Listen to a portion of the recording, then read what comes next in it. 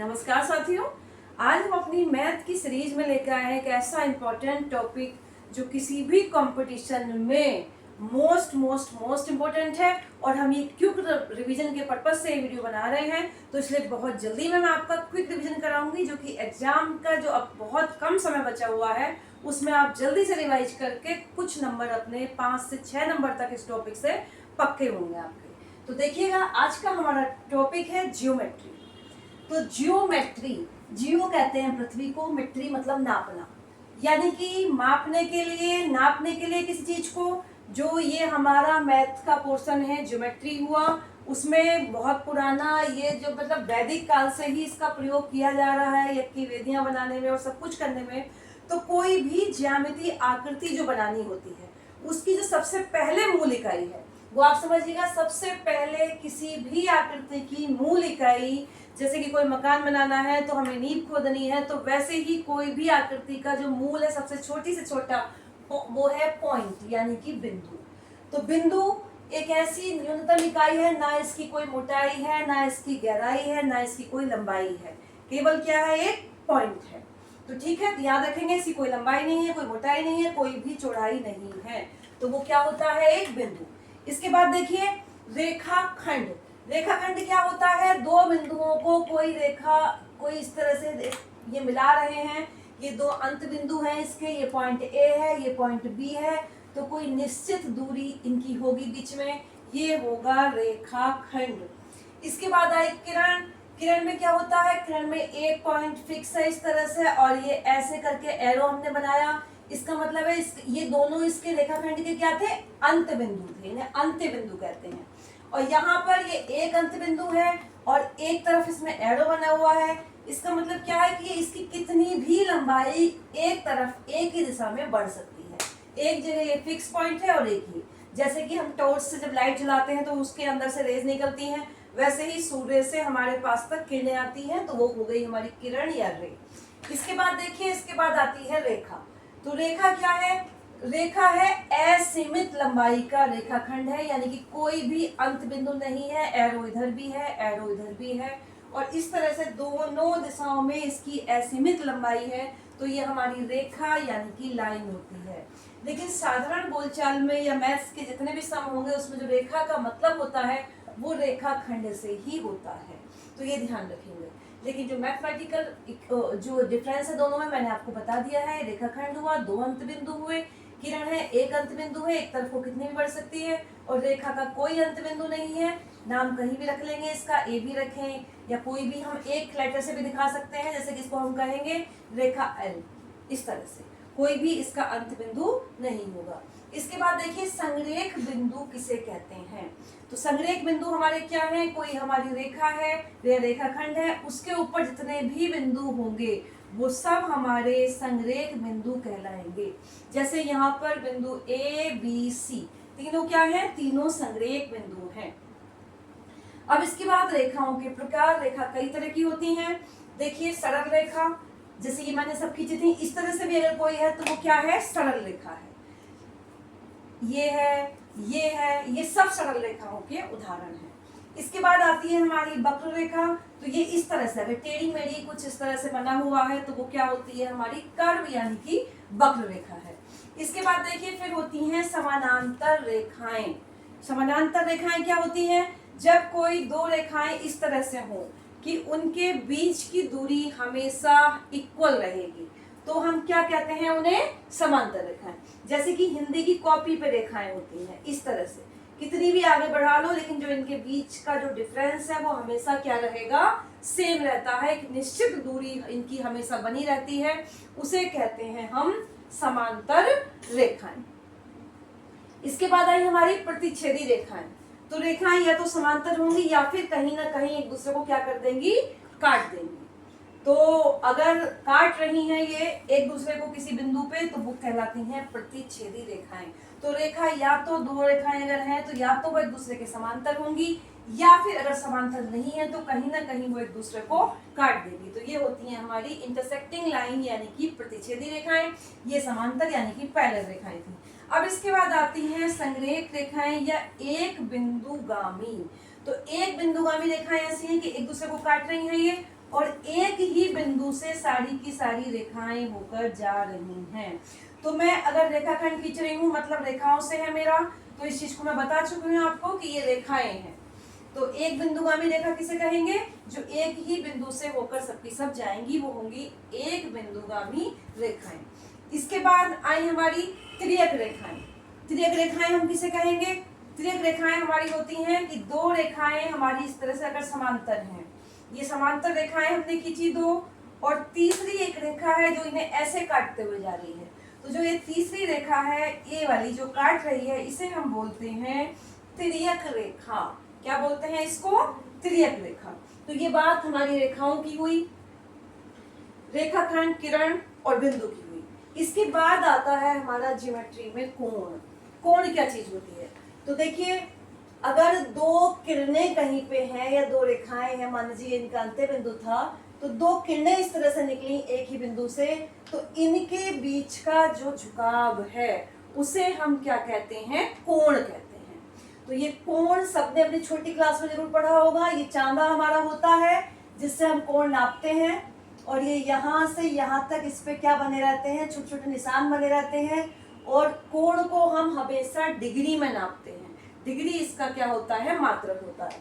तो यहाँ से इस तरह से स्टार्ट होता है 0 डिग्री से, और 0, 10, 20, 30, 40 करते करते ये यहाँ पे हो जाता है 90, फिर इसके बाद यहाँ तक रहता है 180, और कोण यही खत्म नहीं होता, यहाँ से बढ़ते बढ़ते बढ़ते बढ़ते पूरा जब एक चक्कर होता है तो इस पूरे जो एक सर्कुलर का पूरा ये हो गया है, इसे कहते हैं 360 डिग्री का कोण।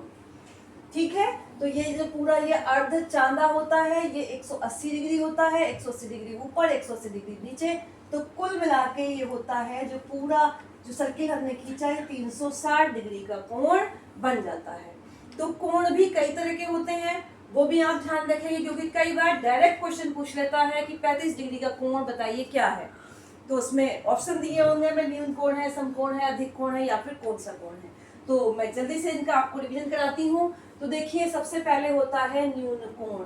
तो न्यून कोण किसे कहते हैं? जो भी कोण 90 डिग्री से छोटा होगा, 0 से बड़ा होगा और 90 से छोटा होगा। 0 डिग्री के कोण को भी शून्य कोण कह देते हैं। अगर मतलब कोई कोण नहीं बनना, एक रेखा इस तरह से किरण है और इसी के ऊपर दूसरी किरण आ गई है, तो ये क्या हो जाएगा? यहाँ पे 0 डिग्री का कोण, इसे हम क्या कहते हैं? शून्य कोण भी कहते हैं। इसके बाद न्यून कोण का मतलब क्या है? कि 0 से तो वो कोण क्या हो? बड़ा हो। न्यून कोण हमेशा 0 से बड़ा होगा और 90 डिग्री से क्या होगा? छोटा होगा। डिग्री इस तरह से हम 90 लिखा, और राइट साइड में छोटा सा ये बनाते हैं वृत्त, तो उसे हम क्या बोलते हैं? डिग्री बोलते हैं। तो 0 डिग्री से 90 डिग्री के बीच में जो कोण होगा वो क्या होगा? न्यून कोण होगा। जैसे ये हमारा कोण है, हम चित्र देखते ही पता लगा लेंगे कि न्यून कोण है या नहीं है। तो जितने भी कोण होंगे हमारे, ये वाला जो कोण था वो क्या था? हमारा न्यून कोण था, क्योंकि हमें दिखाई दे रहा है कि 0 से बड़ा है, और 90 क्योंकि सीधी लाइन पे इस तरह से होता है, 90 से छोटा है, 0 से बड़ा है, तो क्या है? न्यून कोण है। तो किसी भी कोण की आकृति को हम देखते ही बता सकते हैं कि ये न्यून है या नहीं है। तो ये न्यून कोण हुआ, एक्यूट एंगल से बोलते हैं। इसके बाद आया समकोण। समकोण मतलब 90 डिग्री का कोण। 90 डिग्री के कोण को हम समकोण कहते हैं, और ये इस तरह से बनता है बिल्कुल सीधा। ये 90 डिग्री का कोण दो किरणों के बीच में बन रहा है, तो ये हमारा होता है समकोण। इसके बाद देखिए, इसके बाद है अधिक कोण। अधिक कोण हमारा क्या होगा? 90 से हमारा ये बड़ा होगा और 180 से क्या होगा? छोटा होगा। तो कोई भी कोण इस तरह से 90 से बड़ा और 180 से छोटा क्या होगा? ये हमारा अधिक कोण होगा। ये देखिए, क्योंकि हमें दिख रहा है ये सीधे 90 का होता है, तो 90 से बड़ा गया तो कितना हो गया? ये अधिक कोण है। इसके बाद आया हमारा ऋजु कोण या सरल कोण। अब देखिए, अब ये क्या है कि यहाँ से दोनों किरणें अगर एक दूसरे के अपोजिट हों, तो ये कोण जो बनता है इनके बीच में, इसे कहते हैं 180 डिग्री का कोण, और 180 डिग्री के कोण को ही ऋजु कोण या सरल कोण कहते हैं। तो देखते ही हम पता लगा लेंगे। इसके बाद आया बृहद कोण। तो बृहद कोण क्या है? जब ये किरण एक इस तरह से है और दूसरी किरण हमारी, ये कोण जो बना है वो 180 से ज्यादा हो गया। देखिए, ये ए और इसके बीच का जो कोण बना वो 180 से ज्यादा है, और 360 से क्या है, कम है, तो उस कोण को हम क्या कहते हैं, बृहद कोण कहते हैं। तो बृहद कोण हमारा क्या होगा, 180 डिग्री से बड़ा होगा और 360 डिग्री से छोटा होगा।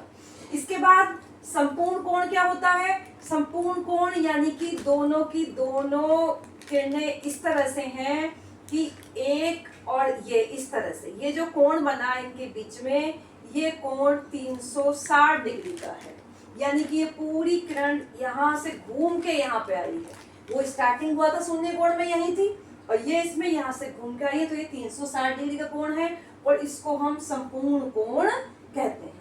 इसके बाद देखिए, इसके बाद होते हैं रेखिक युग्म। तो जो हमारा ये जो रेखिक युग्म किसे कहते हैं, ये क्या होते हैं, युग्म का मतलब होता है जोड़ा, दो कोणों के प्रकार हैं। ये जो आगे कुछ कोण मैं पढ़ाऊंगी ये सब दो कोणों के प्रकार हैं। तो रेखिक युग्म में क्या होता है कि दो कोण इस तरह से बने हुए हों, देखिएगा ध्यान से, दो कोण यहाँ से, ये स्टार्टिंग पॉइंट इनका है, एक कोण ये बना और एक कोण ये बना, यानी कि दो कोणों में एक भुजा क्या होगी, उभयनिष्ठ। देखिए ये जो कोण था ये हमारा इसका शीर्ष कहलाता है, जहां से दोनों किरणें निकल रही हैं शीर्ष कहलाता है, और ये दोनों क्या कहलाती हैं, इसकी भुजाएं कहलाती हैं। तो ये भुजा क्या है, इन दोनों कोणों में कॉमन है, कॉमन है ये भुजा, एक भुजा कॉमन होगी, जो दूसरी जो दोनों भुजाएं बची हुई हैं वो दोनों एक दूसरे के क्या हैं, विपरीत हैं। तो इस तरह के दोनों कोणों को हम क्या कहते हैं, रेखिक युग्म कहते हैं। और रेखिक युग्म यानी कि दोनों कोण एक दूसरे के क्या हो गई, दोनों जो किरणें हैं वो एक दूसरे के अपोजिट हैं, तो इन दोनों कोणों का योग हमेशा क्या होता है, 180 डिग्री होता है। ये एक एक्सियम होती है, एक्सियम मतलब कि जिसका कोई प्रूफ की जरूरत नहीं है, ये स्वयं सिद्ध चीजें होती हैं कि जहां कहीं भी ये स्थिति होगी वहां इन दोनों कोणों का योग कितना होगा, 180 डिग्री होगा। इनके तरीके किसने, ये दोनों हमेशा सेम रहेंगे, और ये ऊपर वाला कैसी भी स्थिति में हो सकता है, ये देखिए, तब भी हम कहेंगे कि ये दोनों क्या है, रेखिक युग्म अभिग्रीव बना रहे हैं, एक्सियम बना रहे हैं, यानी कि इन दोनों कोणों का योग कितना है, 180 डिग्री है। तो ये होते हैं रेखिक युग्म। इसके बाद देखिए आसन्न कोण कौन से होते हैं, देखिए ये भी आसन्न कोण थे। तो आसन्न कोण कैसे होंगे कि दो कोण इस तरह से बने हुए हो कि उनका शीर्ष भी क्या हो, कॉमन हो। ये देखिए ये ओ शीर्ष है, एक भुजा दोनों में क्या हो, उभयनिष्ठ हो, है उभयनिष्ठ, और दूसरी दोनों भुजाएं इस उभयनिष्ठ भुजाओं के क्या हो, दोनों तरफ हो।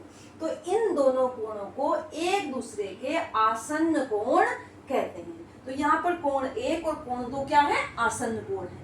वही आसन्न कोण अगर इस तरह से हो जाए कि उनका योग 180 डिग्री हो जाए तो वो क्या हो जाते हैं, वो रेखिक युग्म बन जाते हैं। तो ध्यान रखिएगा ये आसन्न कोण ये भी हैं, लेकिन क्योंकि ये जो दोनों जो रेखाएं हमारी बची थी, जो दोनों किरणें थी वो एक दूसरे के अपोजिट थी, उनका योग 180 डिग्री था, इसलिए ये रेखिक युग्म है, और ये केवल क्या है, आसन्न कोण है। तो आसन्न कोण की हमेशा शर्त ये रहेगी, एक भुजा उभयनिष्ठ, शीर्ष इनका उभयनिष्ठ रहेगा, और जो दोनों भुजाएं बाकी बची वो उभयनिष्ठ के दोनों तरफ रहेंगी, तो ये आसन्न कोण कहलाते हैं। इसके बाद होते हैं शीर्षाभिमुख कोण। तो ये दो इस तरह के कोण होते हैं कि अगर दो रेखाएं हमारी एक दूसरे को प्रतिच्छेद कर रही करें, अब इसमें जो कोण बनेगी, हमारे चार कोण बन रहे हैं, तो ये वाला कोण और ये वाला कोण, ठीक है, अगर ये कोण एक है और ये कोण दो है, तो एक और दो दोनों के दोनों क्या है, ये शीर्षाभिमुख कोण, या इन्हें कहते हैं वर्टिकली अपोजिट एंगल। क्या कहते हैं इन्हें, वर्टिकली अपोजिट एंगल। और ये एंगल हमेशा क्या होते हैं, इक्वल होते हैं। तो कोई भी दो लाइन इस तरह से इंटरसेक्ट कर रही हैं तो ये वाले कोण क्या होंगे, वर्टिकली अपोजिट एंगल हमेशा इक्वल होते हैं। ऐसे ये वाला अगर इसको 3 बोले और इसको 4 बोले तो एंगल 3 भी इक्वल होगा एंगल 4 के। तो ये हुआ हमारा वर्टिकली अपोजिट यानी कि शीर्षाभिमुख कोण। अब इसके बाद देखिए, इसके बाद आते हैं कोटिपूरक कोण। तो बड़े ही इंपॉर्टेंट हैं और एग्जाम में एक क्वेश्चन तो जरूर ही इसका आता है, डायरेक्ट लिखा हुआ रहता है, कोटिपूरक कोण। तो कोटिपूरक कोण कैसे होते हैं, कोई भी दो कोण है इस तरह से, एक ये कोण मान लीजिए था हमारा, ये कोण था 35 डिग्री का, और ये कोण था हमारा 55 डिग्री का, ये 35 का और ये कितने का हो गया, 55 का। हमने यहाँ देखा 35 और 55 को जोड़ा तो कितना आया, 90 डिग्री। तो कोई भी दो कोण जिनका योग हमारा कितना आए 90 डिग्री आए, उन्हें हम कहते हैं कोटि पूरक कोण। ठीक है, तो कई बार हमसे पूछेगा कि 35 डिग्री का कोटि पूरक कोण बताइए, बिल्कुल डायरेक्ट क्वेश्चन आता है इस तरह से, तो हम क्या बता देंगे 90 में से 35 को घटा देंगे, कोटि पूरक आ जाएगा। हमसे पूछे 30 का कोटि पूरक बताइए, 30 डिग्री का कोटि पूरक कोण बताइए, तो 30 डिग्री का कोटि पूरक कोण कितना होगा, 90 में से 30 को घटा देंगे, कितना हो जाएगा 60 डिग्री हो जाएगा। तो ये दोनों कोण क्या होते हैं, एक दूसरे के कोटि पूरक है। 30 का कोटि पूरक 60 और 60 का कोटि पूरक कितना होगा 30 होगा। इसके बाद आए समपूरक कोण। तो समपूरक कोण कैसे होंगे, जैसे इन दोनों का योग 90 डिग्री था तो वो कोटि पूरक थे एक दूसरे के, वैसे ही अगर दो कोणों का योग 180 डिग्री है तो वो क्या कहलाएंगे, एक दूसरे के समपूरक कोण कहलाएंगे। क्या कहलाएंगे, एक दूसरे के समपूरक कोण। जैसे कि ये कोण हमारा है 60 डिग्री का और इस तरह से दूसरा कोण एक बना हुआ है वो है 120 डिग्री का, तो यहाँ हमने इनको जोड़ा तो कितना आया 180 डिग्री। तो ये दोनों एक दूसरे के क्या है, समपूरक कोण। अब एक चीज और देख लीजिएगा साथ साथ, यहाँ भी दोनों कोणों का योग 180 डिग्री था जब रेखीय युग्म था, और यहाँ भी योग 180 है, तो इन दोनों में अंतर क्या है, संपूर्ण कोण रेखीय युग्म में इन दोनों में अंतर ये है कि ये कोण अलग अलग बन सकते हैं, और ये कोण इनमें ये शर्त है कि ये इस तरह की ही कंडीशन में बने हुए हो कि एक भुजा इनकी उभयनिष्ठ हो और शीर्ष भी इनका क्या हो, उभयनिष्ठ हो। यानी कि रेखिक युग्म जो है आपस में आसन्न कोण होने जरूरी है, जबकि ये कोण आसन्न होने जरूरी नहीं है, बल्कि ये क्या होंगे, ये अलग अलग कोण हो सकते हैं। और इसके क्वेश्चन भी इसी तरह से आते हैं कि 60 डिग्री का संपूरक कोण बताइए। संपूरक को केवल पूरक भी कहते हैं, तो ये भी ध्यान रखिएगा, संपूरक को केवल पूरक भी कहते हैं। तो खाली अगर पूरक भी अगर आया हुआ है तो उसका मतलब क्या है, संपूरक से है। तो पूछे हमसे कि 60 डिग्री का संपूरक कोण बताइए, तो हम 180 में से 60 को घटा देंगे और 120 डिग्री आ जाएगा। अब तो ये हमारे हो गए जो जोड़े वाले कोण थे, हमने सब बता दिए हैं, बहुत ही इंपॉर्टेंट है ये सब के सब। देखिएगा ये हम देख रहे हैं, ये जो है ना इस तरह के कोण बनते हैं, बड़े ही इंपॉर्टेंट हैं। ये दो रेखाएं L और M एक दूसरे के क्या है, समांतर है। ये दो लाइन हम इस तरह से खींच देते हैं, इसका मतलब समांतर होता है। तो यहाँ पर ये लाइन L और M एक दूसरे के क्या है, समांतर है। और ये तीसरी जो N है वो इन्हें क्या कर रही है, काट रही है, तो ये क्या कहलाएगी, तिर्यक रेखा। तो इस तरह से ये हम देख रहे हैं 1 2 3 4 5 6 7 8 हमारे कोण बन गए हैं। और ये कोण कई टाइप के हैं, इनको हम एक बार जरूर देख लें। देखिएगा सबसे पहले बनते हैं संगत कोण, या इन्हें कहते हैं करस्पॉन्डिंग एंगल्स। तो करस्पॉन्डिंग एंगल्स या संगत कोण कौन कौन से होते हैं, देखिएगा जब स्थिति ऐसी हो कि ये इसके समांतर है और ये तिर्यक रेखा है, तो संगत कोण हमेशा क्या होंगे, बराबर होंगे, अगर स्थिति ऐसी है। तो संगत कोण कौन कौन से होते हैं, देखिए संगत कोण ही एक साइड का देखिएगा, जैसे अगर एक साइड का ये ऊपर का है तो ये भी ऊपर का, यानी कि एंगल 2 और एंगल 6 दोनों एक दूसरे के क्या होंगे, इक्वल होंगे, ये करस्पॉन्डिंग एंगल्स है। ऐसे ही नीचे वाला 3 इधर का 7, तो एंगल 3 और एंगल 7 भी एक दूसरे के इक्वल होंगे, ये भी संगत कोण है। ऐसे ही इधर की साइड में देखेंगे, एक के संगत कौन सा हुआ, 5, तो एंगल 1 और एंगल 5 इक्वल हुए। वैसे इधर का नीचे का और इधर का नीचे का तो क्या हो गई है, एंगल 4 और एंगल 8, ये भी क्या है, सब संगत कोण है। इसके बाद शीर्षाभिमुख वर्टिकली अपोजिट एंगल, तो आप देख रहे हो ऐसी कंडीशन ये बन रही है, ये तो दो एंगल ये इसके करस्पॉन्ड वर्टिकली अपोजिट यानी कि शीर्षाभिमुख कोण, और ये इसके शीर्षाभिमुख कोण, ये इसके शीर्षाभिमुख और ये इसके शीर्षाभिमुख। और शीर्षाभिमुख कोण हमेशा ही क्या होते हैं, एक दूसरे के इक्वल होते हैं। तो क्या क्या इक्वल हो जाएगा, 1 बराबर 3 के, 2 बराबर 4 के, इन्हें बहुत ध्यान से देख लीजिएगा, 6 बराबर 8 के और 5 बराबर 7 के, ये हो गए हमारे शीर्षाभिमुख कोण। इसके बाद अंत है एकांतर कोण, एकांतर यानी कि अल्टरनेट। तो अल्टरनेट एंगल किसे कहते हैं, जैसे कि अंदर के 4 तो एंगल हमारे बाहर के थे और 4 हमारे अंदर बने हुए, देखिए 3 4 5 6, ये 4 अंदर है, तो अंदर के जो है वो अंत है एकांतर कोण। कौन से होंगे, जैसे अंदर के 4 है तो एक इस साइड का इस तिर्यक रेखा के और एक इस साइड का, यानी कि 4 और 6, ये जेड की आकृति कहीं इस तरह से बन रही है, तो हम देख लेंगे ये हमारे अल्टरनेट या एकांतर कोण होते हैं, और जब ये दोनों एक दूसरे के समांतर हैं रेखाएं, तो ये अल्टरनेट एंगल्स भी हमेशा एक दूसरे के क्या रहेंगे, इक्वल रहते हैं। तो हमारे अंत एकांतर कोण कौन कौन से हुए, 4 इक्वल हुआ किसके, 6 के, और इसी तरह से ये 3 इक्वल हो गया 5 के।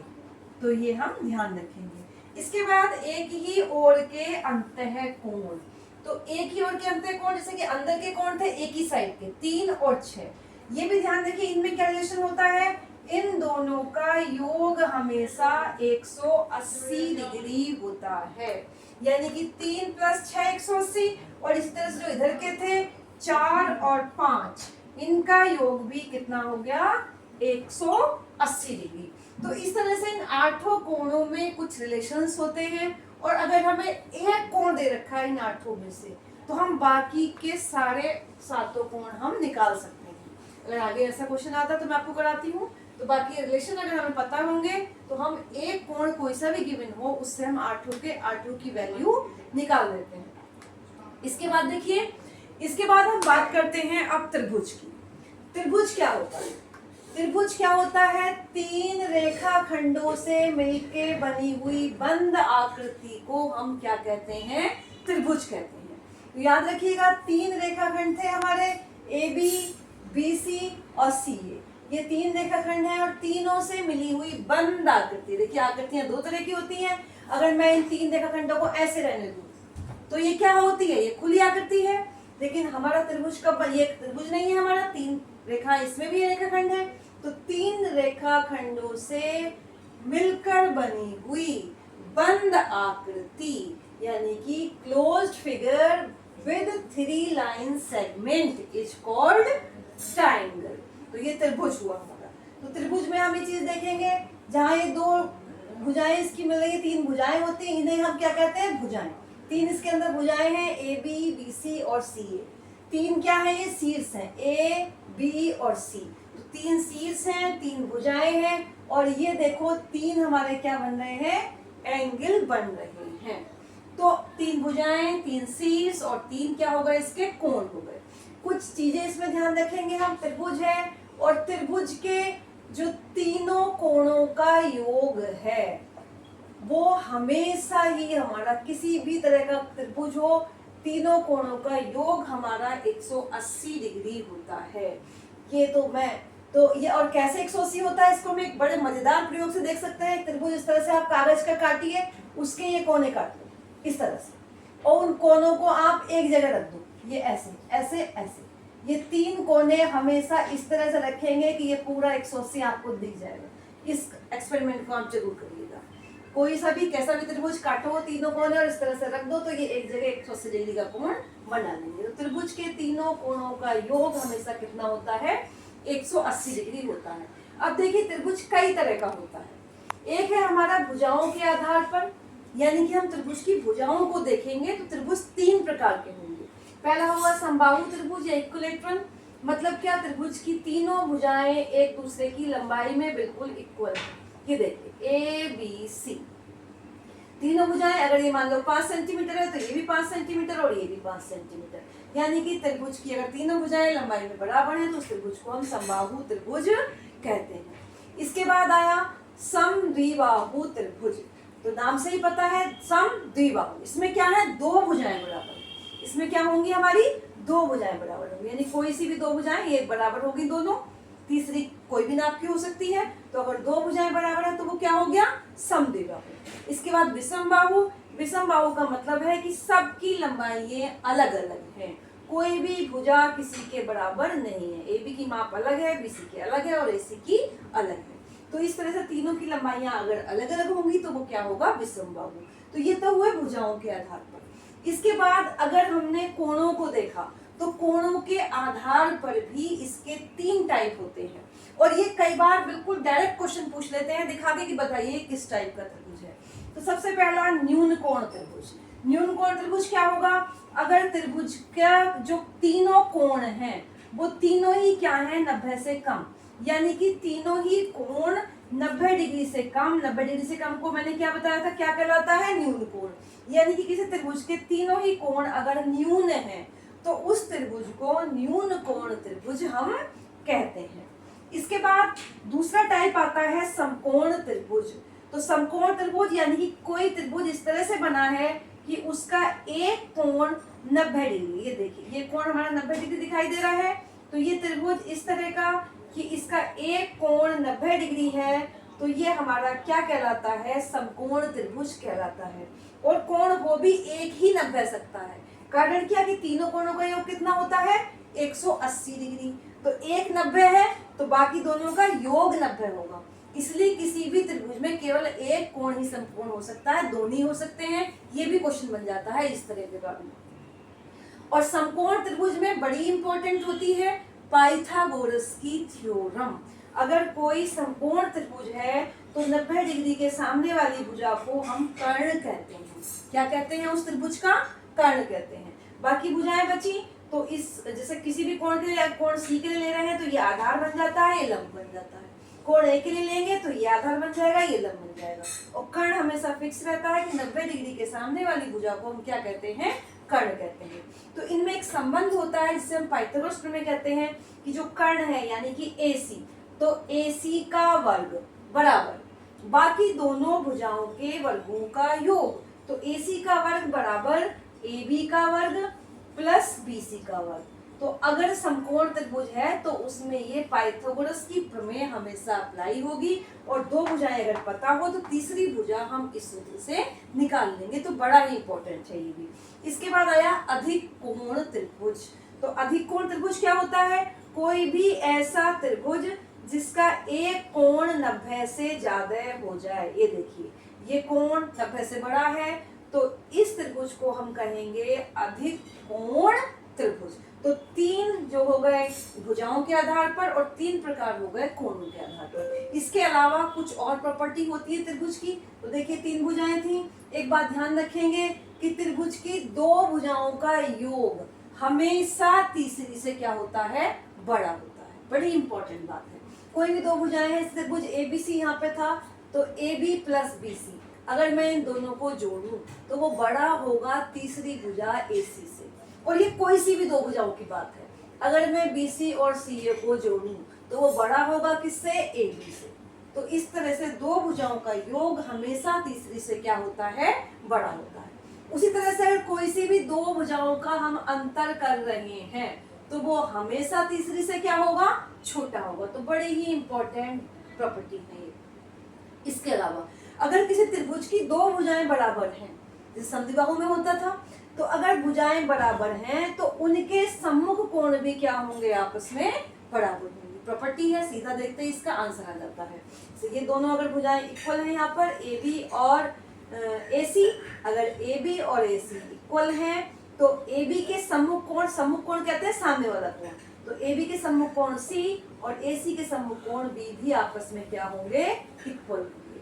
तो अगर तीनों भुजाएं समबाहु त्रिभुज की बराबर हैं तो इसके तीनों कोण भी क्या होंगे, एक दूसरे के इक्वल होंगे। और तीनों का योग कितना है, 180 डिग्री। और तीनों बराबर हैं तो हर एक कोण कितने का हो गया, 60 60 60।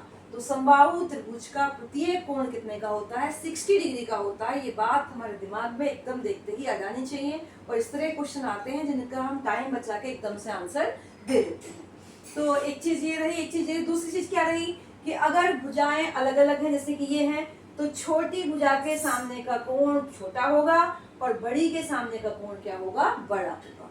तो किसी भी त्रिभुज को देख के हम बता सकते हैं कौन सा कोण इसका छोटा। अगर भुजाओं की लंबाइयां दे रखी हैं तो हम देख के बता देंगे कि इसके सामने का कोण छोटा है और इसके सामने का कोण बड़ा है। छोटी भुजा के सामने का कोण छोटा और बड़ी के सामने का क्या होता है, बड़ा। उसी तरह से लंबाइयां हम उल्टा भी बोल सकते हैं इस चीज को कि जो कोण बड़ा है उसके, जैसे कि यहाँ पे है समकोण त्रिभुज है तो हमें पता है सबसे बड़ा कोण कौन सा होता है, 90 डिग्री। तो इसलिए हमें ये भी पता है कि 90 के सामने जो कोण होता है वो हमेशा तीनों भुजाओं में सबसे क्या होगा, बड़ा होगा। तो बड़े कोण के सामने की भुजा बड़ी और छोटे कोण के सामने की भुजा क्या होती है, छोटी होती है। इसके बाद देखिए, इसके बाद त्रिभुज एक होते हैं हमारे समरूप त्रिभुज। समरूप त्रिभुज यानी कि समरूप आकृतियां कौन सी होती हैं, जो बिल्कुल एक जैसी हो, उनका केवल शेप, आकार नहीं, उनकी आकृति एक जैसी हो। आकृति और आकार में अंतर होता है। आकार का मतलब है कि एक के ऊपर एक ढका, वो होते हैं सर्वांग सम। एक होते हैं क्या चीज, थोड़ा सा ध्यान रखेंगे, सर्वांग सम एक चीज होती है।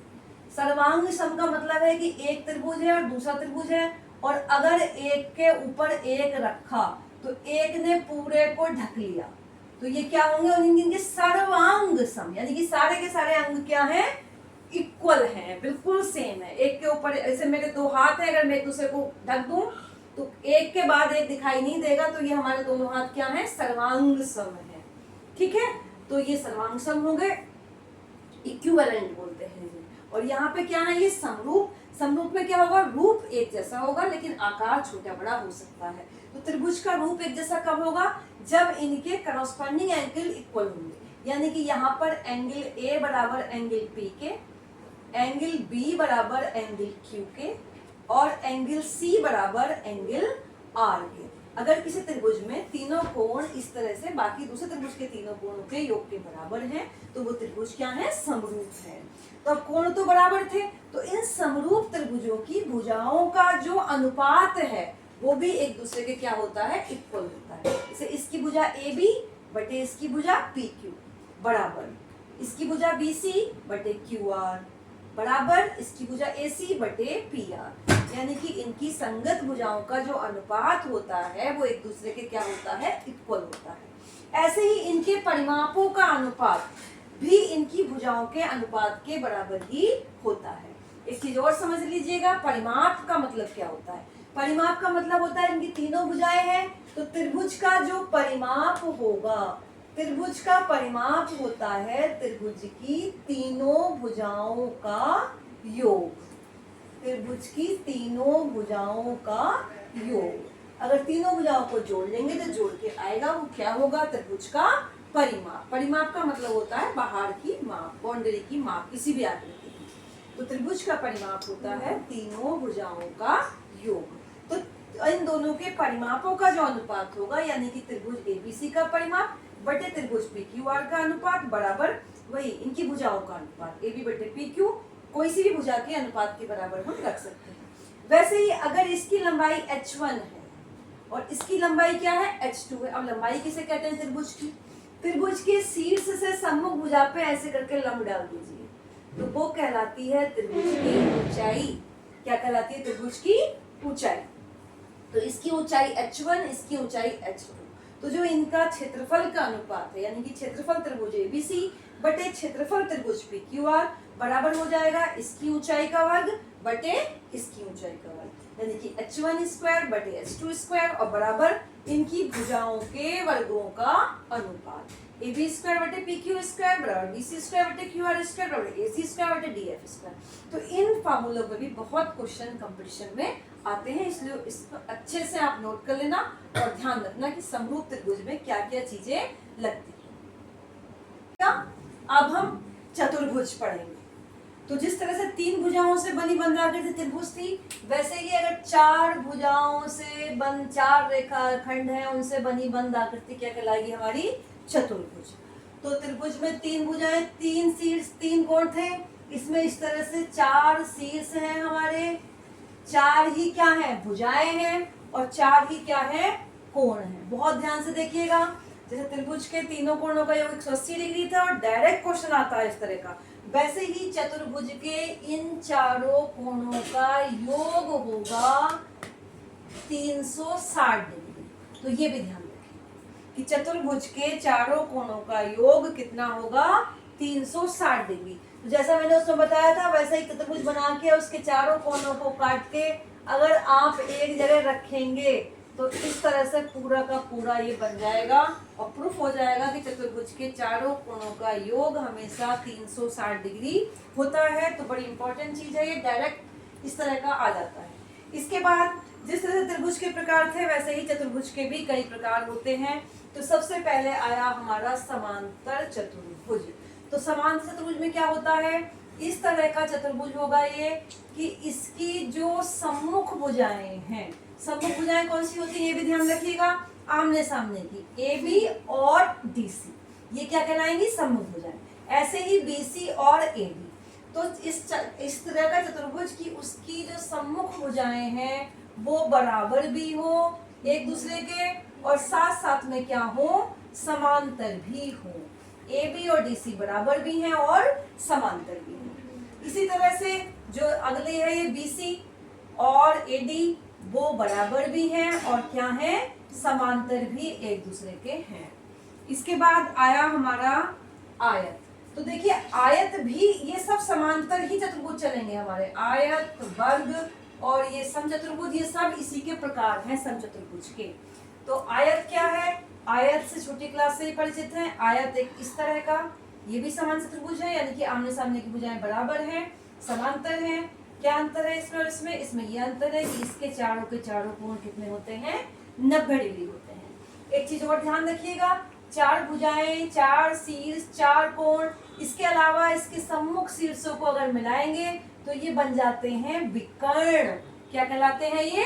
विकर्ण। तो चतुर्भुज में 2 क्या होते हैं, 2 विकर्ण होते हैं। सम्मुख शीर्षों को मिला के जो रेखा बन रही है, रेखाखंड बन रहा है, वो क्या कहलाते हैं, विकर्ण कहलाते हैं।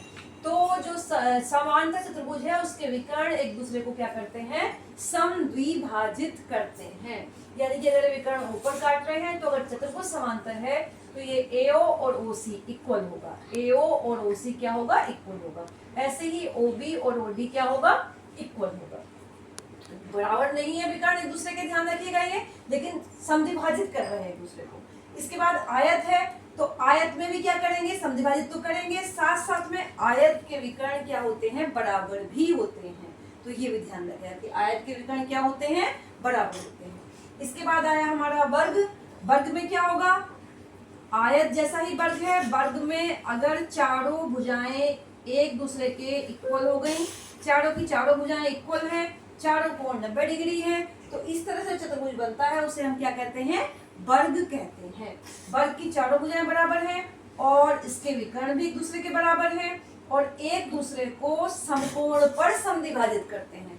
समद्विभाजित सबके विकर्ण करेंगे, इसके भी और इसके भी। लेकिन ये क्या है, ये बराबर है दोनों, और इसमें क्या है, बराबर भी है, समद्विभाजित भी करते हैं और साथ साथ में समकोण पर समद्विभाजित करते हैं। यानी कि ये वाले कोण भी कितने के बनेंगे, 90-90 के बनेंगे। इसके बाद आया समचतुर्भुज।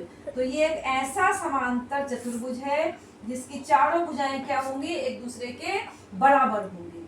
ऐसा समांतर चतुर्भुज, क्योंकि इसमें क्या थी, केवल सम्मुख भुजाएं बराबर थी, इसमें सारी की सारी भुजाएं बराबर होंगी, तो ये समचतुर्भुज कहलाता है।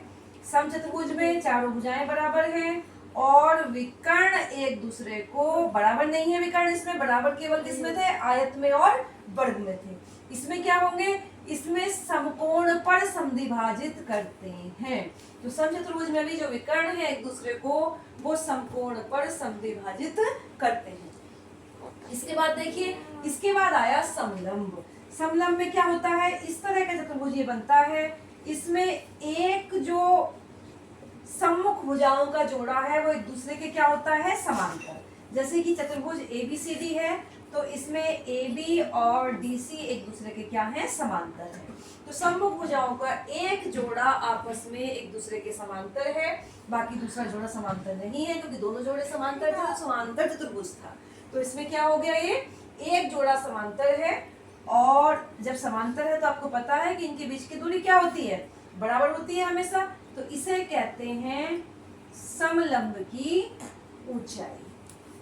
तो ये समलंब है, समलंब में सम्मुख भुजाओं का एक जोड़ा एक दूसरे के क्या रहता है, समांतर रहता है। और साथ साथ में याद भी रख लीजिएगा कि जो समलंब का क्षेत्रफल होता है वो होता है 1/2 गुणा, अगर इन समांतर भुजाओं की लंबाई एक की A है एक की B है तो फॉर्मूला है A + B × H। ये होता है समलंब के क्षेत्रफल का फॉर्मूला। इसके अलावा समांतर चतुर्भुज का फॉर्मूला क्या होता था, क्षेत्रफल का, ये भी ध्यान रखिएगा, आधार गुणा संगत शीर्षलंब, आधार गुणा संगत शीर्षलंब। इसके बाद आयत का क्षेत्रफल ज्यादातर जानते हैं कि जो आयत का क्षेत्रफल यानी कि एरिया होता है वो होता है लंबाई गुणा चौड़ाई। ये लंबाई है और ये क्या है, चौड़ाई है। वर्ग का क्षेत्रफल, तो वर्ग का जो एरिया है, क्षेत्रफल है, वो होता है भुजा की घात 2, यानी कि यही लंबाई गुना चौड़ाई। यहाँ पे ये भी भुजा तो इसलिए भुजा की घात 2 हो गया। अब इसके बाद देखिए बहुभुज क्या होता है। तो बहुभुज क्या होता है, कोई भी बंद आकृति जिसमें 3 हो या 3 से ज्यादा भुजा। त्रिभुज भी क्या था, बहुभुज था। चतुर्भुज भी क्या है, बहुभुज है। तो 3 भुजाओं का, और अगर उनकी भुजाएं बराबर हैं तो कहेंगे उसको समबाहुभुज। क्या कहेंगे, समबाहुभुज। जैसे कि हमारा समबाहु त्रिभुज था, बराबर थी, तो वो समबाहुभुज है। 4 है, समचतुर्भुज को भी क्या कहेंगे, समबाहुभुज कहेंगे। 5 भुजाएं उसे पंचभुज कहते हैं। 6 भुजाएं षटभुज कहते हैं। 5 भुजाओं वाला देखिए इस तरह का बनता है। ये हमारा क्या हो गया, पंचभुज। ऐसे ही हमारा क्या बनता है, षटभुज बनता है 6 भुजाओं का। तो कुछ फार्मूले ध्यान रखने हैं। समबाहुभुज के अंतः कोणों का योग। अगर कोई हमारा समबाहुभुज है, अगर उसकी भुजाएं n है, कितनी भुजाओं का है, n भुजाओं का समबाहुभुज है, तो उसके सभी अंतर कोणों के योग का फार्मूला होता है n-2 × 180 डिग्री। नोट कर लीजिएगा। अगर त्रिभुज था तो यहाँ पे n का मान 3 था, 3 - 2 यानी कि 1 × 180, तो इसलिए त्रिभुज के तीनों कोणों का योग कितना था, 180 डिग्री था। वैसे ही चतुर्भुज है तो यहाँ पे 4 लगेगा, 4 - 2 यानी कि 2 × 180, यानी कितना आया था, 360 डिग्री आया था। तो किसी भी समबाहुभुज के अंतः कोणों का योग, चाहे उसमें कितनी की भुजाएं हैं, जितनी भुजाएं हैं n की वैल्यू उतनी होगी। प्रत्येक अंतः कोण, इस योग को n से भाग कर देंगे। प्रत्येक बाहरी कोण होता है 360 डिग्री बटे n, और सभी बाहरी कोणों का योग होता है 360 डिग्री, याद रखिएगा। इसके बाद देखिए चक्रीय चतुर्भुज। चक्रीय चतुर्भुज किसे कहते हैं, कोई चतुर्भुज अगर इस तरह से बन रहा है कि उसके चारों शीर्ष एक वृत्त की परिधि पर आ जाएं, तो वो क्या कहलाता है, चक्रीय चतुर्भुज कहलाता है। और चक्रीय चतुर्भुज की एक प्रॉपर्टी है जिस पर डायरेक्ट फार्मूला आता है कि इसके सम्मुख कोणों का जो योग है वो 180 डिग्री होता है। यानी कि चक्रीय चतुर्भुज यहाँ पे है तो a + c = 180 डिग्री, और ऐसे ही आ जाएगा b + d = 180 डिग्री। इसके बाद देखिए वृत्त। तो वृत्त से सब परिचित हैं। इस तरह का जो घेरा होगा, यहाँ पे एक सेंटर यहाँ प्रकार रख के ऐसे घेरा खींचेंगे, तो ये वृत्त है। ये वृत्त का जो घेरा है वो कहलाती है वृत्त की परिधि, और ये है वृत्त का केंद्र। जो O है वो क्या है, वृत्त का केंद्र। और केंद्र से परिधि के किसी भी बिंदु को मिला दो तो जो दूरी बनती है वो बनती है वृत्त की त्रिज्या। क्या बनती है, वृत्त की त्रिज्या। इसके बाद वृत्त की त्रिज्या का डबल कर दो, यानी कि वृत्त को 2 हिस्सों में इस तरह से बांट दो, तो ये कहलाता है वृत्त का व्यास। व्यास वृत्त का उसको 2 इक्वल भागों में बांटता है, और हर एक हिस्सा कहलाता है अर्धवृत्त। इधर का भी अर्धवृत्त और इधर का भी अर्धवृत्त। बाकी इसके बारे में अभी और पढ़ेंगे हम आगे। तो ये जैसे वृत्त के किसी भी 2 बिंदुओं को मिला दीजिए, ये बन जाती है वृत्त की जीवा। क्या बन जाती है, वृत्त की जीवा। इसके बाद अगर ये है वृत्त की 2 आप त्रिज्याएं खींचेंगे तो ये बन जाता है हमारा 2 खंड हो गए वृत्त के, ये बन जाता है त्रिज्यीय खंड। क्या बन जाता है, ये त्रिज्यीय खंड। वैसे ही जीवा से जो ये 2 हिस्से हुए ये कहलाते हैं वृत्तखंड। क्या कहलाता है, ये वृत्तखंड। जो छोटा वाला है वो लघु वृत्तखंड, और जो बड़ा वाला है वो होता है दीर्घ वृत्तखंड। ऐसे ही ये लघु त्रिज्यीय खंड है और ये क्या है, दीर्घ त्रिज्यीय खंड है। इसी प्रकार से ये वृत्त है, ये घेरा इसकी परिधि है। अगर परिधि का कोई हिस्सा हम लेंगे ये कहलाता है वृत्त का चाप। तो ये वृत्त के बारे में शॉर्ट में मैंने आपको बता दिया है। अब देखिएगा हमारे यूपी टेट के पिछले सालों की परीक्षाओं में आए हुए इस टॉपिक से कुछ क्वेश्चन है जो हम करते हैं। 2011 का आया हुआ क्वेश्चन है, 2 समांतर रेखाओं के बीच की दूरी। तो ऑप्शन दिए होंगे नीचे, बढ़ती है, कम होती है, नहीं बदलती है, या क्या होता है। तो देखिए बता चुकी हूँ मैं पहले भी, 2 समांतर रेखाओं के बीच की दूरी हमेशा क्या रहती है, समान रहती है, न बढ़ती है न घटती है। तो ऑप्शन आया होगा, तो देखते ही हम बता देंगे 2 समांतर रेखाएं हैं तो उनके जो बीच की दूरी होती है वो हमेशा क्या रहती है, समान रहती है। क्या रहती है, समान रहती है। नाम भी इनका है समानांतर, यानी कि समान रहता है जिनके बीच का अंतर। नाम से ही हम याद रखेंगे। इसके बाद है 270 डिग्री का, ये भी 2011 में ही आया हुआ क्वेश्चन है। 270 डिग्री माप का कोण है तो नीचे कोणों के प्रकार दे रखे हैं हमें ऑप्शन में, न्यून है, अधिक है, ब्रैथ है, क्या है।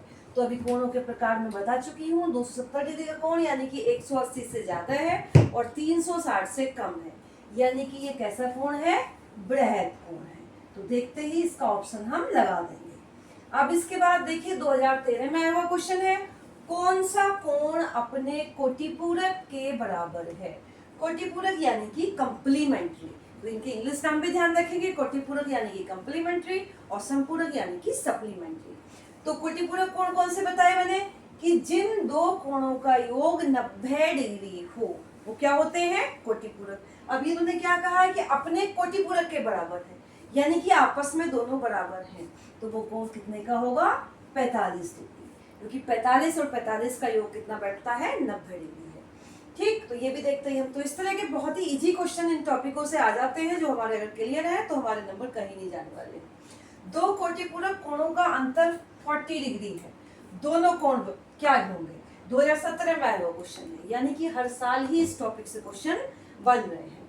तो दो कोटिपूरक कोण यानी कि दोनों का योग कितना है, 90, और उनमें अंतर कितना है, 40 डिग्री। तो कई बार तो इनके ऑप्शन को देखते ही हमें आंसर पता लग जाता है, वरना क्योंकि हमें पता है इनका अंतर कितना है, 40 डिग्री है। तो एक कोण मानेंगे x और दूसरा मान लेंगे x प्लस 40, और दोनों का योग कितना हो जाएगा, 90 डिग्री। कितना हो जाएगा योग, 90 डिग्री। पहला कोण x और दूसरा कोण x प्लस 40, और इनका योग हो जाना है 90 डिग्री। तो अब देखिए सॉल्व करेंगे, x और x हुए 2x प्लस 40 बराबर 90, और 2x बराबर हो गया 90 माइनस 40, यानी कि कितना आएगा, 50। 2x बराबर 50, यानी कि x बराबर हो जाएगा 50/2, यानी कि 25। तो एक कोण कितना आ गया, 25 डिग्री, और दूसरा कोण कितना हो जाएगा, कि एक कोण हमने x माना तो 25 डिग्री, और दूसरा हमने माना था x प्लस 40, तो ये हो जाएगा 25 प्लस 40, यानी कि 65 डिग्री। तो दोनों कोटिपूरक कोण 25 और 65 डिग्री के होंगे। तो अगर ऑप्शन देखते ही भी हमें समझ में आ सकते हैं, क्योंकि 25 और 65 जहाँ दिया होगा देख लेंगे कि योग इनका 90 है, यानी कि कोटिपूरक हैं, और इनका अंतर 65 और 25 का कितना बैठता है, 40 का बैठता है। तो इस तरह से इन क्वेश्चन में देखते भी पता लग सकता है, और नहीं तो हम इस तरह से इसको सॉल्व करके निकाल सकते हैं। अब इसके देखिए नेक्स्ट क्वेश्चन है, 138 डिग्री का संपूरक कोण बताइए। संपूरक यानी कि सप्लीमेंट्री एंगल। तो सप्लीमेंट्री यानी कि संपूरक कोण कौन से थे, जिनका योग 180 डिग्री था। तो जिस कोण का संपूरक पूछा है 138 डिग्री का, तो संपूरक पूछा है तो 180 में से इस 138 को घटा देंगे, और जब हमने घटाया तो हमारा आंसर आया कितना, 42 डिग्री। तो इसका संपूरक कोण कितना आ जाएगा, 42 डिग्री। अब इसके बाद देखिए 2018 में आया हुआ क्वेश्चन है, ये दे रखा है हमें कि ये इस तरह से दो लाइनें हैं, ए बी और सी डी, और ए बी और सी डी क्या है, एक दूसरे के समानांतर हैं, पैरेलल हैं, और हमसे पूछा है इस तरह से एंगल दे रखे 110 है, ये y 120 और ये x, और हमसे पूछा है angle y minus angle x बराबर क्या, यानी कि y डिग्री और x डिग्री का अंतर, यानी कि हमें y और x का मान निकालना है। तो ध्यान से देखिएगा, ये मैं दो कंडीशन में जो कोण बनते हैं उनके रिलेशन आपको समझा चुकी हूँ। तो ध्यान से देखिएगा, यानी कि हमें x और y के क्या चाहिएंगे, मान चाहिएंगे। तो यहाँ देखिए ये दोनों क्या है, एक दूसरे के समांतर है, और ये तिरक रेखा इन्हें काट रही है।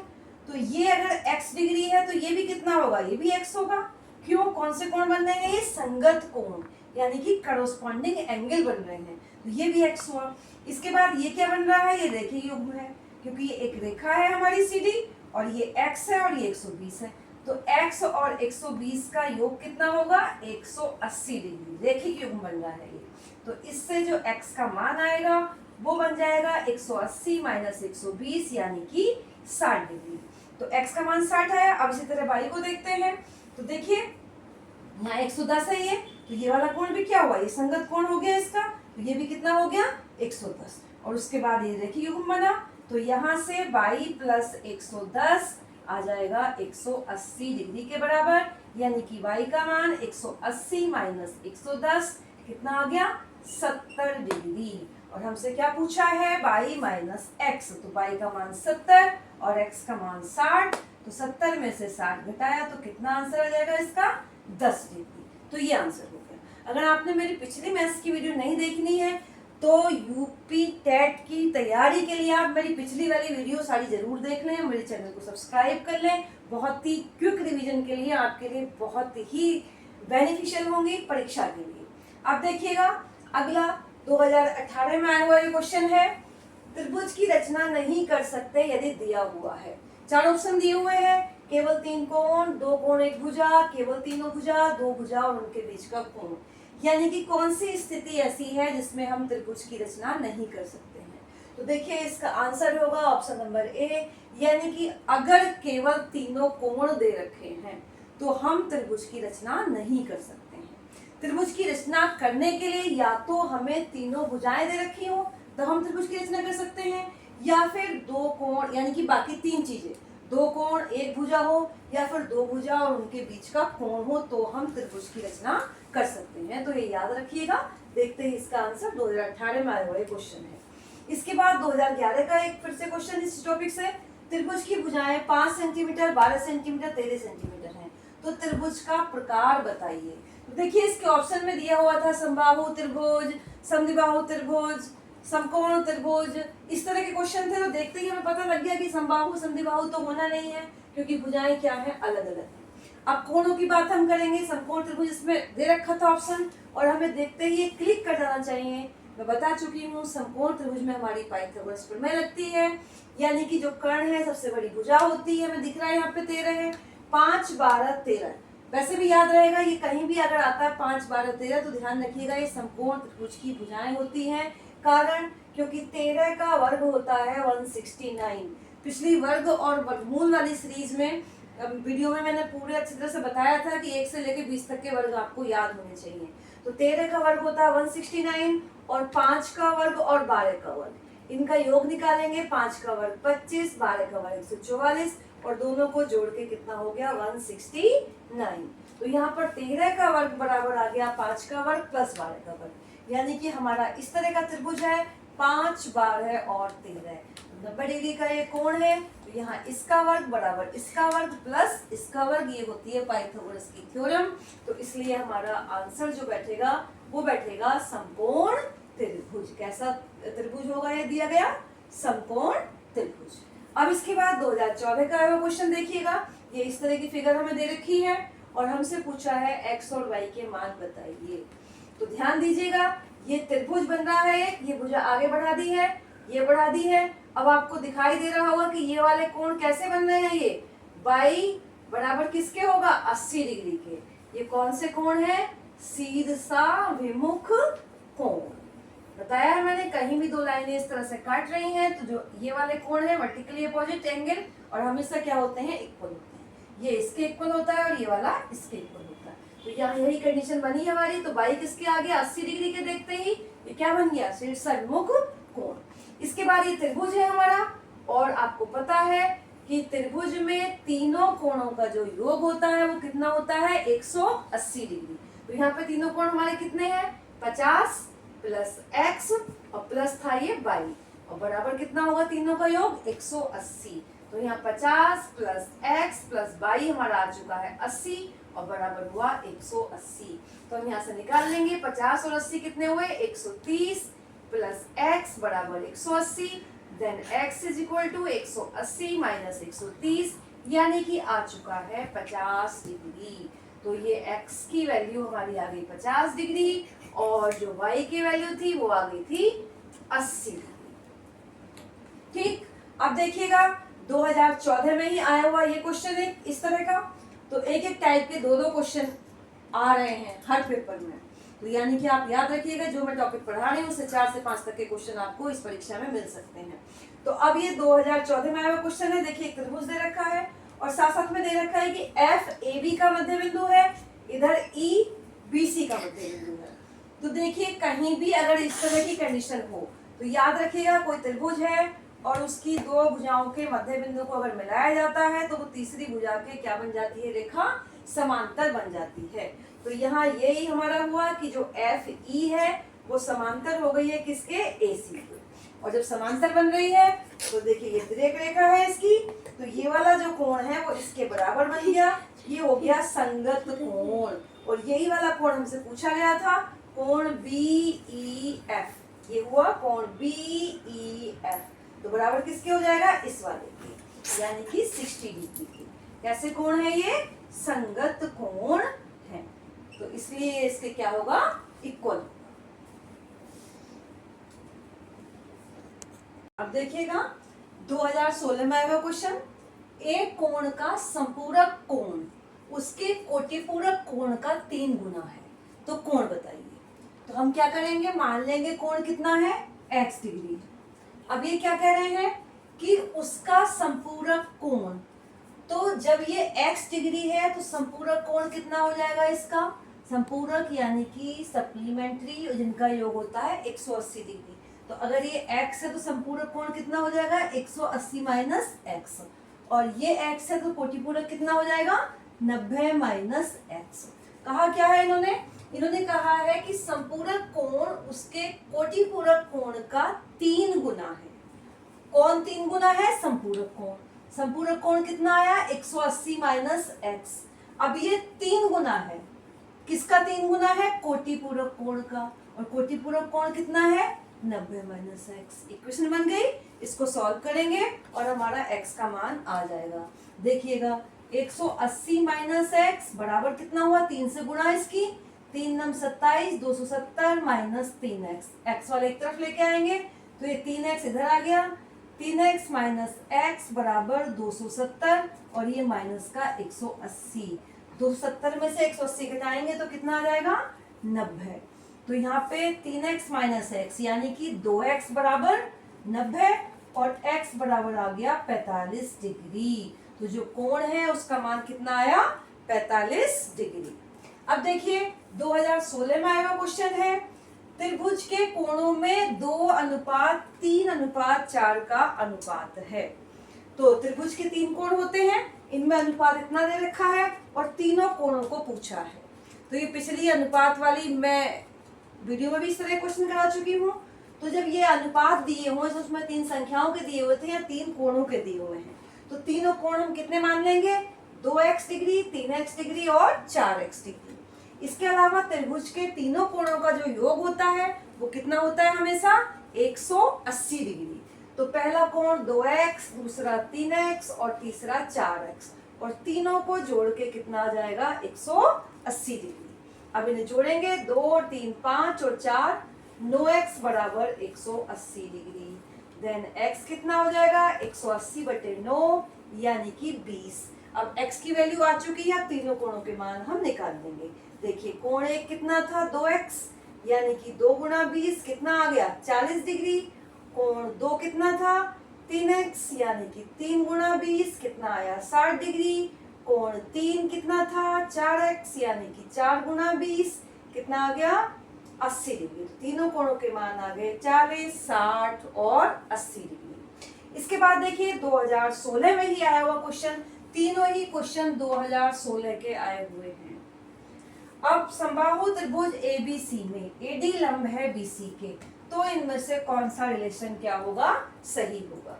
देखिए त्रिभुज कैसा है, समबाहु है। समबाहु मतलब तीनों भुजाएं आपस में क्या होंगी, इसकी बराबर होंगी। ABC ये कह रहे हैं इसमें AD लंब है BC पे, यानी कि BC पे AD क्या पड़ा हुआ है, लंब पड़ा हुआ है। अब रिलेशन निकालना, देखिए रिलेशन किस किस में है, AB और AD में, किस किस में है, AB और AD में रिलेशन है। तो देखिएगा जो समबाहु त्रिभुज होता है, जनरली जो त्रिभुज है उसका फार्मूला होता है हमारा 1/2 गुणा आधार और गुणा कितना होता है, शीर्ष लंब। और समबाहु त्रिभुज का एक फार्मूला होता है, समबाहु त्रिभुज का जो क्षेत्रफल होता है वो होता है √3/4 भुजा का स्क्वायर। तो यहाँ पर √3/4 कोई सी भी भुजा ले सकते हैं हम यहाँ पे। तो भुजा हमारी हमने ले ली कौन सी, AB, क्योंकि तीनों ही भुजाएं क्या हैं, आपस में बराबर हैं। तो ये AB स्क्वायर। अब देखिए समबाहु त्रिभुज का क्षेत्रफल किसके बराबर होता है? कैसा भी त्रिभुज हो उसका क्षेत्रफल कितना होता है? 1/2 गुणा आधार, आधार कितना है? BC ले लिया, और शीर्षलंब कितना हो गया? AD, और बराबर में कितना आ गया? √3/4 AB का होल स्क्वायर। अब देखिए 1/2 गुणा BC और AB दोनों आपस में क्या होंगी? बराबर, क्योंकि त्रिभुज कैसा है? ये समबाहु, और समबाहु त्रिभुज में तीनों की तीनों भुजा AB, BC और CA तीनों क्या है? आपस में बराबर। तो हम BC की जगह क्या लिख देंगे? यहाँ पर AB, कितना लिख दिया यहाँ पर? AB, और गुणा में कितना आया? AD, और बराबर कितना है? √3/4 AB का होल स्क्वायर। अब देखिएगा यहाँ हम देख लेते हैं, 2 दूनी 4, 2 से 2 कट गया, यहाँ आया AD बराबर √3, यहाँ AB का होल स्क्वायर, और ये AB यहाँ बटे में आया, एक AB से स्क्वायर कट गया, बचा हमारा AD बराबर √3AB। अब हम क्या करेंगे? दोनों साइड का वर्ग कर देंगे, दोनों साइड का हम क्या कर देंगे? वर्ग। देखिए एक 2 भी यहाँ पे है, ये 2, तो ये 2 हमारा कहाँ आ जाएगा? यहाँ पर। अब हम क्या कर देंगे? दोनों साइड का वर्ग कर देंगे, इसका भी होल स्क्वायर और इसका भी होल स्क्वायर। जब दो संख्याएं या कोई भी दो साइड बराबर हैं तो उनके स्क्वायर दोनों साइड में लगा देंगे, तब भी क्या होंगे? वो बराबर होंगे। अब 2 का वर्ग 4 AD स्क्वायर, और इज इक्वल टू √3 का वर्ग 3 होता है। वर्गमूल वाली वीडियो नहीं देखी है, जरूर से जरूर देख लें। 3AB स्क्वायर, और ये हमारा देख लेंगे कहाँ पे है, ये देखिए, ये ऑप्शन नंबर बी हमारा क्या आ गया? आंसर आ गया। तो इस तरह से हमें इन क्वेश्चंस को करना है।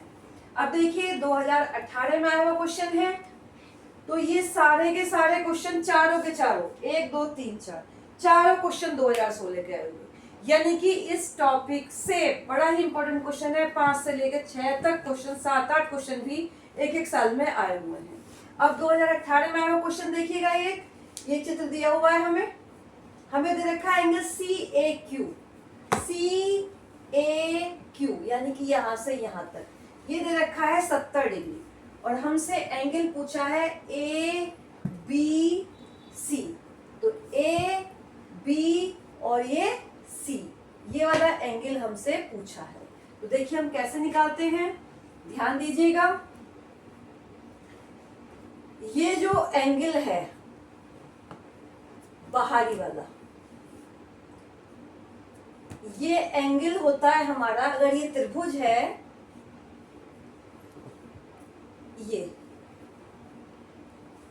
इसमें ये जो कोण हुआ हमारा, ये जो CAQ है, CAQ, और ये हमारी क्या है? इसकी स्पर्श रेखा है। तो ये एक रूल होता है कि ये वाला जो कोण है वो इस कोण के क्या रहता है? बराबर रहता है। तो CAQ बराबर हो गया ADC के। तो इसको आप अच्छे से ध्यान रखिएगा कि इस तरह से ये स्पर्श रेखा है, और ये हमारी इस तरह एक त्रिभुज बना है, तो ये कोण हमारा इसके क्या होता है? बराबर होता है, ध्यान रखेंगे। तो ये ADC के बराबर हो गया, और कितने का दे रखा है? ये 70 डिग्री का।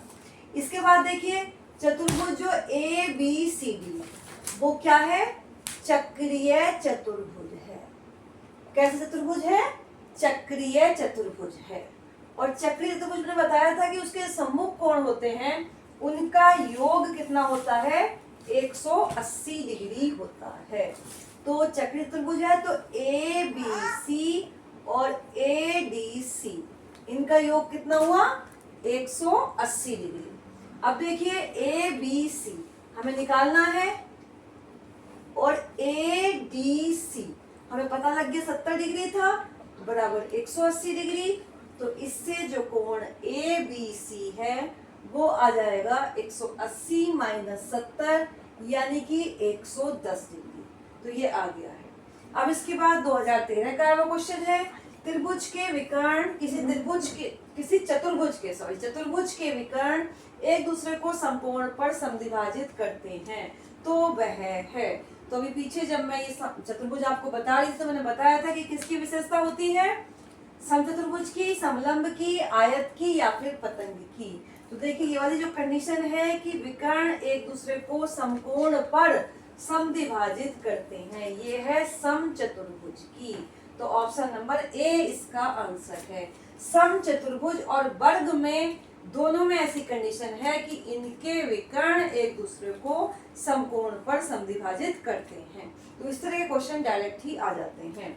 अब देखिए नेक्स्ट क्वेश्चन 2014 में आया हुआ, समचतुर्भुज एबीसीडी में कौन सा रिलेशन बैठता है। तो ये समचतुर्भुज है, रिलेशन किस किस में दे रखा है देख लेंगे। ए सी विकर्ण है यानी कि बी डी और ए बी, तो भुजा और विकर्णों में संबंध पूछा गया है। पहली बात समचतुर्भुज है तो इसकी चारों भुजाएं क्या होंगी, आपस में बराबर होंगी। और दूसरी बात जब ऊपर बताया था कि विकर्ण एक दूसरे को समकोण पर समद्विभाजित करेंगे। तो ये जो समद्विभाजित कर रहे हैं यानी कि ये कोण कितने का होगा, 90 डिग्री का। चारों ही कोण ये 90-90 डिग्री के होंगे। तो हमें भुजा ए बी में हमें दे रखा है, तो हम त्रिभुज ए ओ बी को लेके चलेंगे। त्रिभुज ए ओ बी कैसा है, समकोण है। तो समकोण त्रिभुज ए ओ बी में हम लगा देंगे कौन सी प्रमेय, पाइथागोरस की प्रमेय। क्या होती है पाइथागोरस की प्रमेय, कर्ण का वर्ग। तो 90 के सामने वाली भुजा यानी कि ए बी हो गया कर्ण, तो ए बी का वर्ग बराबर किसके बैठेगा, ए ओ का वर्ग प्लस ओ बी का वर्ग। अब देखिए ए बी को तो ऐसे ही रहने दें। अब ए ओ ये क्या है, ये पूरे विकर्ण का आधा है, क्योंकि विकर्ण क्या कर रहे हैं, एक दूसरे को समद्विभाजित कर रहे हैं। तो ए ओ की जगह लिख देंगे ए सी बटे 2। ए ओ की जगह क्या लिख देंगे, ए सी बटे 2 का होल स्क्वायर। और ओ बी की जगह इस तरह से क्या लिख देंगे, बी डी बटे 2। तो ये हो जाएगा बी डी बटे 2 का होल स्क्वायर। तो यहाँ से ए बी स्क्वायर बराबर आ जाएगा ए सी स्क्वायर अपॉन 4। इसका वर्ग हो गया और 2 का वर्ग होता है 4, और प्लस बी डी स्क्वायर बटे 4। तो देखिए एक फार्मूला भी बन गया कि अगर हमें विकर्णों की लंबाई पता है और भुजा की निकालनी है तो फार्मूला सीधा ये होता है।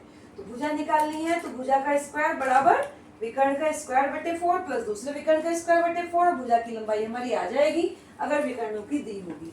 लेकिन यहाँ पे हमें रिलेशन निकालना है, तो इसका एलसीएम आएगा 4 यहाँ पे। तो ये 4 एलसीएम इसका रहेगा और ये हो जाएगा A C square plus B D square, और ये 4 यहाँ मल्टीप्लाई में पहुंच जाएगा।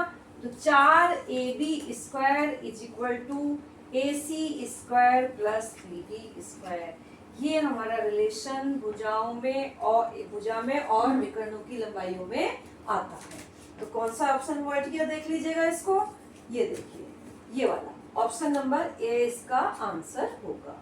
अब देखिए ऐसा ही लगभग क्वेश्चन 2018 में आया हुआ है कि समचतुर्भुज के विकर्ण 16 सेंटीमीटर और 12 सेंटीमीटर हैं।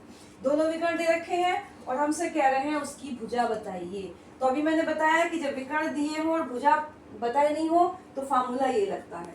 तो देखिए भुजा का फार्मूला हमारा क्या हो जाएगा, भुजा का वर्ग बराबर किसके था, पहला विकर्ण से d1 से दिखा देंगे, d1 स्क्वायर बटे 4 प्लस d2 स्क्वायर बटे 4। तो d1 square upon 4 plus d2 square upon 4। d1 कितना है, पहला विकर्ण है 16, तो ये 16 का वर्ग बटे 4 और प्लस हो जाएगा d2 कितना था, 12 का वर्ग बटे 4। तो ये 16 का वर्ग यानी कि 16 गुना 16 बटे 4, और यहाँ आएगा 12 का वर्ग 12 गुना 12 बटे 4। 4 चौक 16, 16 चौक 64, और प्लस 4 दिया 12, 12 दिया 36, 64 और 36 होते हैं 100। तो भुजा का वर्ग हो गया 100, और 100 होता है हमारा किसका वर्ग, 10 का वर्ग। तो इसलिए जो भुजा आई वो आ गई हमारी 10 सेंटीमीटर।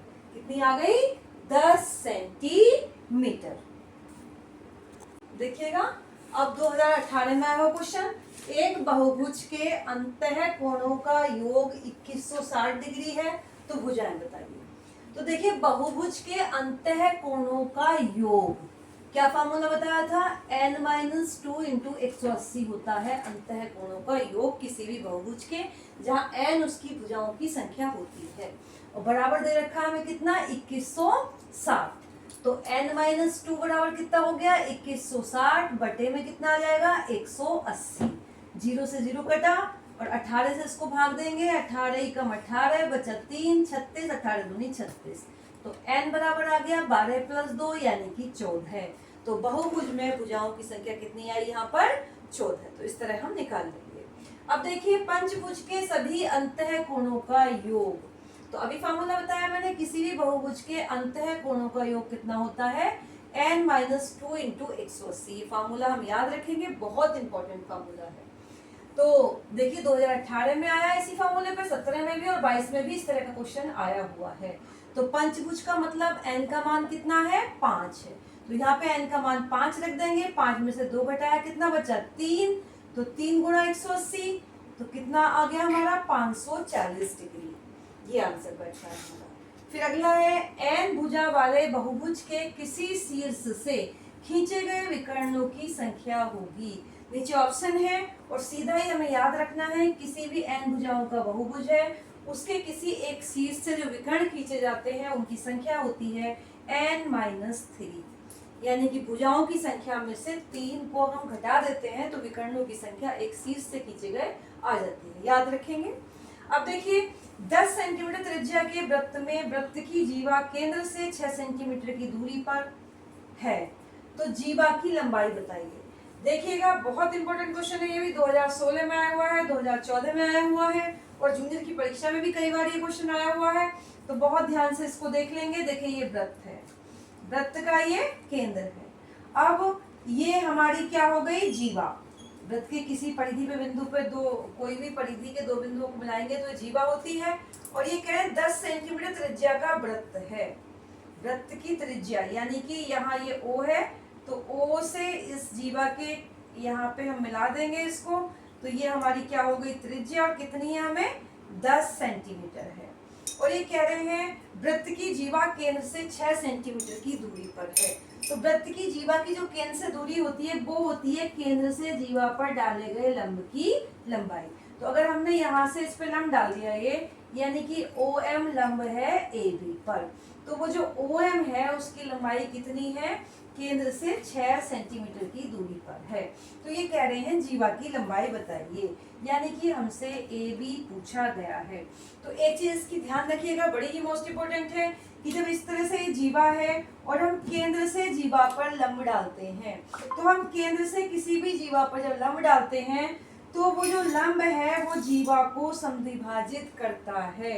यानी कि यदि OM लंब है AB पर तो क्या होगा? AM और MB क्या होंगे? आपस में बराबर होंगे। ये ध्यान रखिएगा कि लंब डाला हुआ है तो ये जीवा को क्या करता है? समद्विभाजित करता है। और ये लंब है यानी कि ये कोण कितना है? 90 डिग्री का। तो ये कोण, ये त्रिभुज हमारा कैसा बन गया? समकोण त्रिभुज। और जब समकोण त्रिभुज बन गया तो उसमें क्या लग जाएगी? पाइथागोरस की प्रमेय। तो ये हमारा समकोण त्रिभुज OMA में पाइथागोरस की प्रमेय यानी कि कर्ण का वर्ग। तो 90 के सामने वाली भुजा कर्ण होती है, तो यहाँ पे कितना हो गया? OA का वर्ग बराबर किसके? AM का वर्ग और प्लस किसका? OM का वर्ग।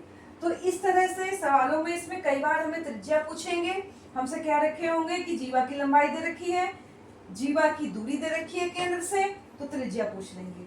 या फिर त्रिज्या दे रखी है, जीवा की लंबाई दे रखी है, केंद्र से उसकी दूरी पूछ लेंगे। करना इसमें यही है कि समकोण त्रिभुज बनना है। समकोण त्रिभुज में पाइथागोरस की प्रमेय लगनी है इस तरह से, और जो भी हमें पता है वो लगा दें 2 वैल्यू, तीसरी हम निकाल लेंगे।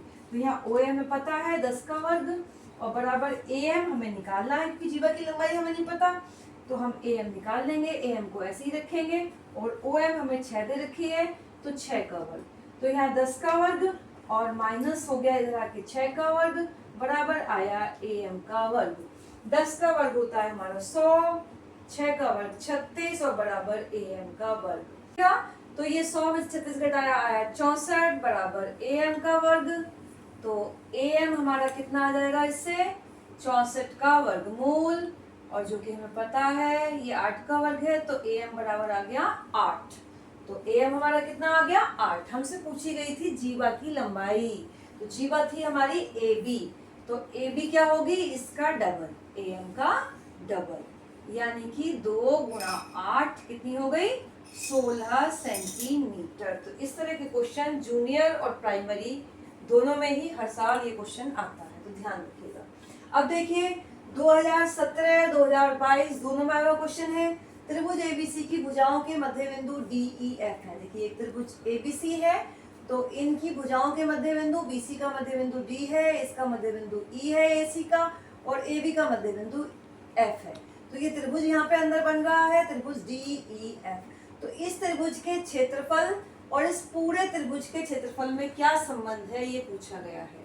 तो इसको ध्यान रखिएगा कि इस तरह के जब ये बनते हैं तो ये जो चतुर्भुज बन रहे हैं हमारे, ये चार जो बन गए हैं, वो चारों के क्षेत्रफल हमेशा बराबर आते हैं। तो इसलिए इस पार्ट का जो क्षेत्रफल आएगा डीईएफ का, वो 1/4 है क्षेत्रफल एबीसी के। ये रिलेशन याद रखिएगा, डायरेक्ट ही सूत्र ये आया हुआ है परीक्षा में, ध्यान रखिएगा। अब देखिए 2020 में क्वेश्चन, एक बहुभुज के अंतः और बाहरी कोणों का अंतर 60 डिग्री है, तो उसकी भुजाएं कितनी है। तो देखिए बहुभुज का बाहरी और अंतः कोणों का अंतर 60 डिग्री है, तो हमें पता है बहुभुज का जो प्रत्येक अंतः कोण होता है उसका फॉर्मूला कितना होता है, n-2 इंटू 180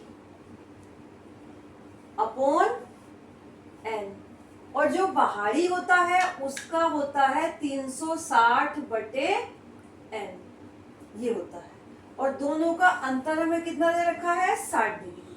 तो हमसे क्या पूछा है, हमसे n का मान पूछा है। तो हम इसको क्या कर लेंगे, अब सॉल्व कर लेंगे।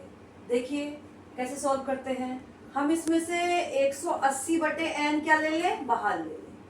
180/n क्या बचता है यहाँ पे, n-2, और यहाँ कितना बचा, यहाँ भी बचा 180 दूनी 360, यहाँ भी बचा 2, बराबर कितना आ गया, 60 डिग्री। अब यहाँ पे आया 180/n और यहाँ आया n-4, और बराबर कितना आ गया, ये 60। तो अब इस 180 को यहाँ ले आए तो ये बचेगा हमारा, यहाँ ध्यान दीजिएगा, थोड़ी जगह इधर देख लेते हैं, यहाँ पर ध्यान देखिएगा, n-4/n बराबर आ जाएगा 60/180। अब इसको हम सॉल्व कर लेते हैं, 6 दिया 18 आया 1/3। अब इनकी हम तिरछी गुणा कर लेंगे, 3 से गुणा होगी n-4 की और बराबर आ जाएगा n। 3 से गुणा हुई 3n-12 बराबर n। 3n, इस n को इधर ले आए तो कितना हो जाएगा, 3n-n बराबर 12। तो 2n बराबर 12, यानी कि n बराबर 12/2 यानी कि 6। तो भुजाओं की संख्या कितनी निकली, 6 निकल गई। वैसे भी हमें अगर याद है कि जो षटभुज होता है उसका अंतः कोण होता है 120 डिग्री का और बाहरी कोण होता है 60 डिग्री का।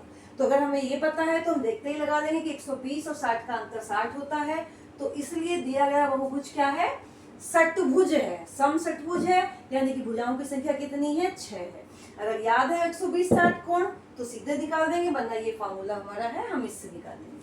अब देखिए एक सरल रेखा पर स्थित बिंदुओं की संख्या, तो कोई भी सरल रेखा है उस पे बिंदुओं की संख्या कितनी होगी। मैंने बताया कि बिंदुओं की मोटाई कुछ नहीं होती, और जब मोटाई कुछ नहीं होती तो आप सोचो कि बिंदु कितने होंगे, यहाँ पर कितने बिंदु होंगे, अनंत, यानी कि गिन ही नहीं सकते हम, क्योंकि कुछ ना कुछ अगर मोटाई होगी तभी तो आगे बढ़ेगा, लेकिन मोटाई नहीं है तो इसलिए बिंदु कितने होंगे, अनंत। तो एक रेखा पर स्थित बिंदुओं की संख्या कितनी होती है, अनंत होती है। और डायरेक्ट इस तरह के क्वेश्चन हमारे आ जाते हैं। इसी तरह से पूछ सकते हैं कि दो बिंदुओं से होकर जाने वाली कितनी रेखाएं हो सकती हैं। देखिए तो दो बिंदु हैं, उनसे होकर एक साथ जाने वाली कितनी रेखाएं खींच सकती हैं, तो केवल एक रेखा खींचेगी, याद रखिए। दो बिंदु से होकर जाने वाली केवल और केवल एक रेखा खींच सकती है। ऐसे ही पूछे कि एक बिंदु से होकर जाने वाली कितनी रेखाएं खींच सकती हैं, कितनी खींच सकती हैं, ये देखिए, ये देखिए, ये, तो उसका आंसर भी क्या आएगा, अनंत आएगा। एक बिंदु से होकर जाने वाली कितनी रेखाएं खींच सकती हैं, अनंत। दो बिंदु से होकर जाने वाली कितनी रेखा, केवल एक। और एक रेखा पर कितने बिंदु होते हैं, अनंत। 3 क्वेश्चन इस तरह के बन रहे हैं। एक त्रिभुजाकार प्रिज्म में शीर्ष कितने होते हैं। तो देखिए प्रिज्म त्रिभुजाकार है, यानी कि उसके नीचे भी 3 कोने हैं और ऊपर भी 3 कोने हैं। तो कुल मिला के कितने कोने हो गए? 6। तो कितने शीर्ष हो गए उसमें? 6। ये कुछ इस तरह का बनेगा ये कि त्रिभुजाकारी इसका ये है और त्रिभुजाकारी ऊपर है। तो इस तरह से ये बन जाएंगे इसके ये। तो शीर्ष कितने बनेंगे इसके? 6। ये देखिए 3 ये होंगे और 3 ये होंगे। तो ये प्रिज्म है, इसमें 6 शीर्ष होते हैं। पाइथागोरस त्रिक ज्ञात कीजिए जिसकी सबसे छोटी संख्या 8 है। तो पाइथागोरस त्रिक कौन से होते हैं? जो 3 संख्याएं पाइथागोरस थ्योरम को सेटिस्फाई करती हैं। तो सबसे छोटी संख्या 8 है। तो हम देख लेंगे, जब इनका हम देखेंगे तो हमें पता लगेगा कि हमें, क्योंकि अगर वर्ग हमें याद होंगे तो हमें देखते ही पता लग जाएगा। 8 का वर्ग होता है 64, 15 का वर्ग होता है 225। अब 64 और 225 को हम जोड़ लेंगे। 4 5 9 2 6 8 289। और ये 289 किसका वर्ग होता है? 17 का। तो इसलिए इस पाइथागोरस त्रिक हमारा कौन सा बैठेगा? ये वाला। तो ये मैंने लगभग अब तक के यूपी टेट की परीक्षा में ज्योमेट्री से जितने भी क्वेश्चन आए हैं वो सॉल्व करा दिए हैं। इसी तरह के क्वेश्चन हर साल आते हैं। मुझे आशा है कि आप लोगों को ये वीडियो बहुत बेनिफिशियल होगी। तो आपको मेरा चैनल पसंद आ रहा है, सब्सक्राइब करें, लाइक करें, कमेंट करें। धन्यवाद।